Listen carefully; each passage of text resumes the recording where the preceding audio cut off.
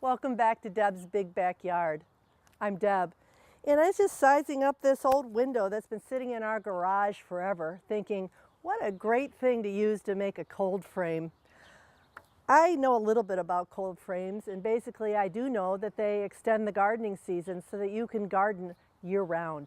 I want to do that, but I need some tips. So I'm heading over to Seamus Ford. He's a community gardener and the co-founder of Root Riot, which enables people around here who don't have backyards like me to grow vegetables. He's waiting. Let's go. Hi, Seamus. I'm here with my window. Hi, Deb. How are you? I'm good. How you doing? Really good. You know, I want to repurpose this window. A lot of people have old things, old windows in their garages. Is this something that someone could start with? Yeah, as a matter of fact, it's actually ideal. There's two reasons why this is really good. Just to kind of give you the principle of a cold frame, what it is it's a heat sink. So what you're doing is you're capturing solar gain. Mm-hmm. And what happens is just by simply putting a window over the frame, the sunlight that hits the soil obviously warms it up during the day. It warms it up more because the heat doesn't escape into the atmosphere. Mm-hmm. It actually is concentrated down in the soil. Right. And then when you till the soil and aerate it, it actually comes back to life. So, you know, where the ground might actually be frozen outside the cold frame, mm-hmm. it's literally teeming with life. The first thing here, let me just kind of show you how this is built. I did my own research on the internet, and I came up with probably the consensus of creating a cold frame for our latitude is about a 27-degree angle. Okay. So that it's not too high, and you know the sun will start to get higher in the sky each day. Mm-hmm.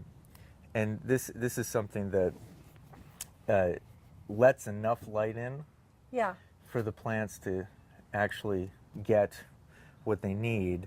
But it by having it lower to the soil, you concentrate the heat a bit more. Well, the one thing that's a big thing in our house is that we love growing heirloom tomatoes.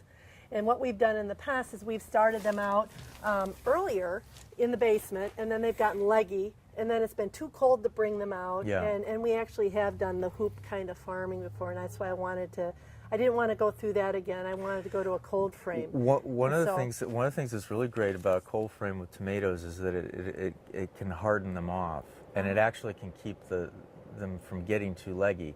You know, no matter how good your indoor grow lights are, it's just simply not the same as the sun. Right. And the sun will, the tomatoes tend, if they're in the sun, they tend not to get leggy and get, you know, the whole stem stays green. One of the things about, you know, being exposed to all the elements is that, you know, often things move and change position. The hinges might not work. Right. You know, it kind of depends on how often you want to have this open and close. Mm-hmm. So do you need to have hinges on it? Can you just create something and put a window on it? Like I noticed with this one over here, you just had a little lip. No, you do not need to have hinges on it. For people who aren't handy?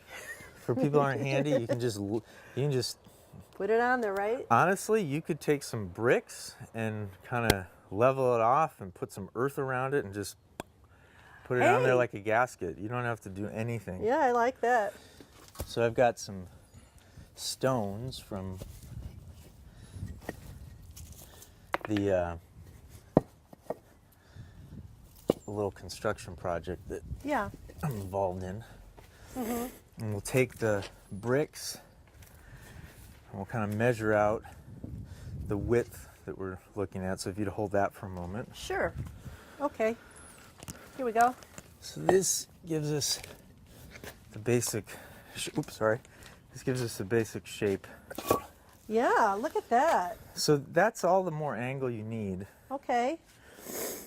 I'll take something here and here.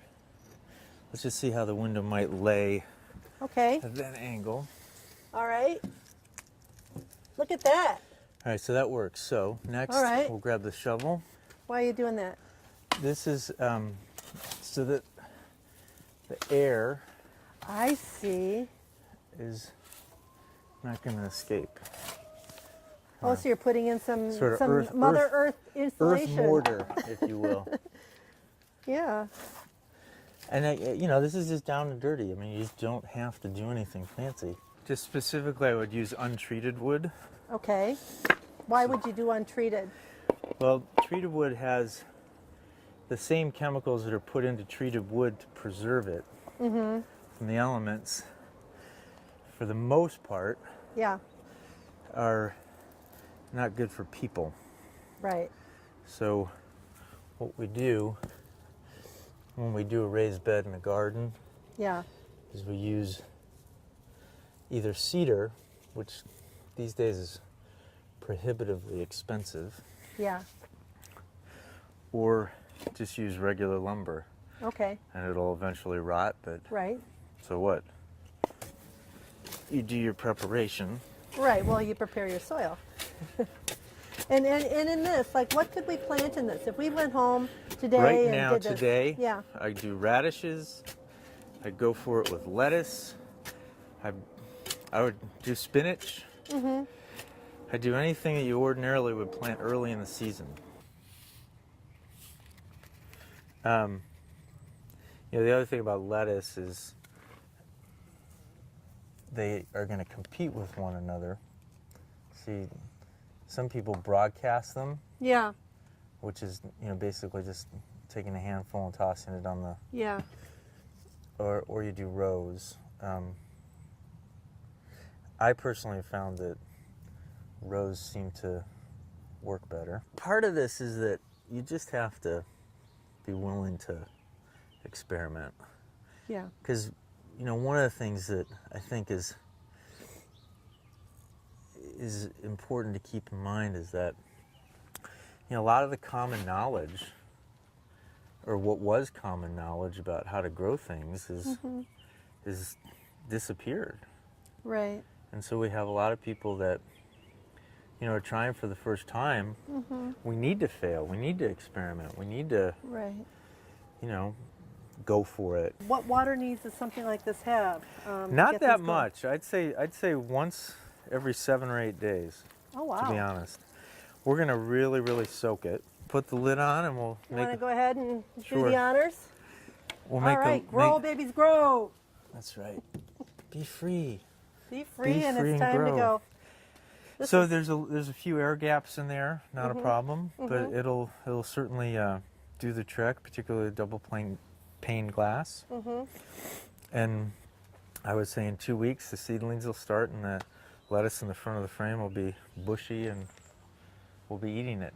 So I think that we've done our good duty here today of hopefully more gardeners are understanding what a cold frame is and what you can put in it. I'm Deb, and this is Seamus. Deb's Big Backyard on the Road. See you next time.